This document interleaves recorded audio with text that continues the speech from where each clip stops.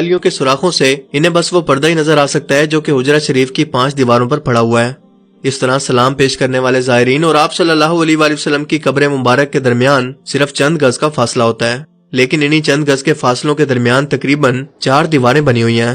ایک سنہری جالیوں والی دیوار، دوسرا 5 کونوں والی دیوار، تیسرا 5 کونوں والی دیواریں اور چوتھی وہ 4 دیواری جو کہ آپ کے اصل حجرے یا آپ کے گھر کی دیوار تھی، جہاں تک پچھلے 1300 سال سے کوئی نہیں جا سکا سوائے 2 موقع کے۔ ایک بار سن 51 ہجری کے اندر حضرت عمر بن عبدالعزیز رحمۃ اللہ علیہ کے دور میں ان کا غلام، اور دوسری بار سن 881 ہجری کے اندر معروف مورخ علامہ السمودی کے بیان کے مطابق وہ خود گئے۔ نور الدین زنگی رحمۃ اللہ علیہ کے دور میں جب کچھ یہودیوں نے سرنگ کھود کر آپ صلی اللہ علیہ وآلہ وسلم کے جسم مبارک کو چرانے کی کوشش کی تھی، تب آپ نے جو سیسا پلائی دیوار بنائی تھی وہ زمینی تھی، یعنی قبر کے نیچے تھی، نہ کہ اس کے آس پاس، تقریباً 200 فٹ نیچے۔ اور جو واقعہ میں پاؤں نظر آیا تھا وہ بھی سرنگ کے ذریعے ہی نظر آیا تھا، نہ کہ قبر مبارک کی طرف سے۔ بہرحال اس موقع پر یہ ثابت نہیں ہے کہ انہوں نے بھی قبر کی زیارت کی تھی۔ کہا جاتا ہے کہ سن 91 ہجری سے لے کر سن 881 ہجری تک تقریباً 800 صدیاں کوئی بھی شخص آپ صلی اللہ علیہ وآلہ وسلم کی قبر مبارک کو نہیں دیکھ پایا۔ اس کے بعد سن 881 ہجری میں حجرہ مبارک کی دیواروں کے بوسیدہ ہو جانے کی وجہ سے ان کی دوبارہ تعمیر کرنا پڑی۔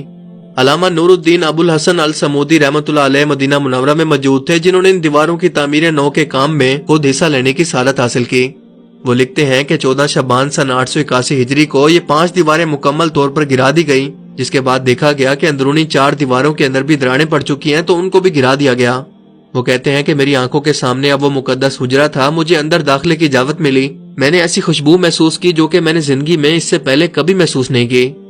میں نے رسول کریم صلی اللہ علیہ وآلہ وسلم اور آپ کے دونوں خلفاء کی خدمت میں ادب سے سلام پیش کیا۔ آپ کا حجرہ مبارک مربع شکل کے اندر تھا، اس کی 4 دیواریں کالے رنگ کے پتھروں سے بنی تھی جیسے خانہ کعبہ کی دیواریں بنی ہیں۔ اس 4 دیواری میں کوئی ایک بھی دروازہ نہیں تھا۔ میری پوری توجہ ان 3 قبروں پر جمی ہوئی تھی کہ کہیں ایک بھی لمحہ مجھ سے ضائع نہ ہو جائے۔ تینوں قبریں سطح زمین کے تقریباً برابر تھی، صرف ایک جگہ ذرا سا ابھار تھا، شاید یہ حضرت عمر رضی اللہ تعالیٰ عنہ کی قبر تھی۔ قبروں پر عام سی مٹی پڑی ہوئی تھی۔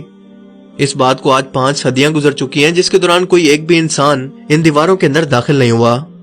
السمودی نے اپنی کتاب میں حجرہ نبوی کا ذکر کرتے ہوئے لکھا ہے کہ اس کا فرش سرخ رنگ کی ریت سے بنا ہے اور مسجد نبوی کے فرش سے تقریباً 60 سینٹی میٹر نیچے ہے۔ حجرے کی موجودہ چھت کو ختم کر کے اس کی جگہ لکڑی کی ایک چھت کو نصب کیا گیا جو کہ جالیوں کی طرح لگتی ہے۔ اس لکڑی کے اوپر ایک چھوٹا سا گنبد تعمیر کیا گیا جس کی اونچائی 8 میٹر ہے اور یہ آج بھی گنبد خضرا کے بالکل نیچے موجود ہے۔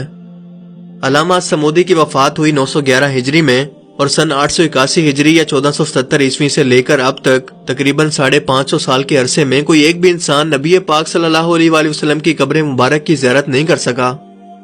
اب یہ سب کچھ سن کر ایک عام مسلمان کے دماغ میں یہ سوال پیدا ہو سکتا ہے کہ ایسا بھلا کیوں ہے؟ ان سب رکاوٹوں یا دیواروں کو ہٹا کر آپ صلی اللہ علیہ وآلہ وسلم کی قبر مبارک کو ہر ایک مسلمان کی زیارت کے لیے کیوں نہیں کھول دیتے؟ تو اس کا جواب یہ ہے کہ یہ آپ صلی اللہ علیہ وآلہ وسلم کی خود کی خواہش تھی کہ آپ نے اللہ تعالیٰ سے دعا فرمائی تھی کہ اے اللہ میری قبر کو لوگوں کے لیے سجدہ گاہ مت بننے دینا۔ یہ چیز آپ نے خود اللہ تعالیٰ سے مانگی تھی جو کہ آپ کو عطا کی گئی، لیکن آپ بھی سوچتے ہوں گے کہ ایسا بھلا کس لیے؟ اس لیے تاکہ یہود و نصارہ کی طرح نبی پاک صلی اللہ علیہ وآلہ وسلم کی قبر کو بھی مسلمان پوجنے کی جگہ یا سجدہ کرنے یا عبادت کرنے کی جگہ نہ بنا لیں۔ آج ذرا اپنے آس پاس نظر دوڑائیں کہ کیا کسی مشہور بابا جی یا کسی اولیاء اللہ کے مزار پر یا خانقاہ پر کیا کچھ نہیں ہو رہا؟ کیا ان کی قبروں پر مزار بنا کر گمراہ مسلمانوں نے اسے سجدہ کرنے اور مانگنے کی جگہ نہیں بنا لیا؟ تو سوچیں کہ آپ صلی اللہ علیہ وآلہ وسلم جن کا رتبہ دنیا کے تمام انسانوں اور نبیوں سے افضل ہے، آپ کی قبر کو اگر عام مسلمانوں کے لیے کھول دیا جاتا تو کیا یہ سجدہ گاہ یا گمراہ لوگوں کے لیے عبادت کی جگہ نہ بن چکی ہوتی؟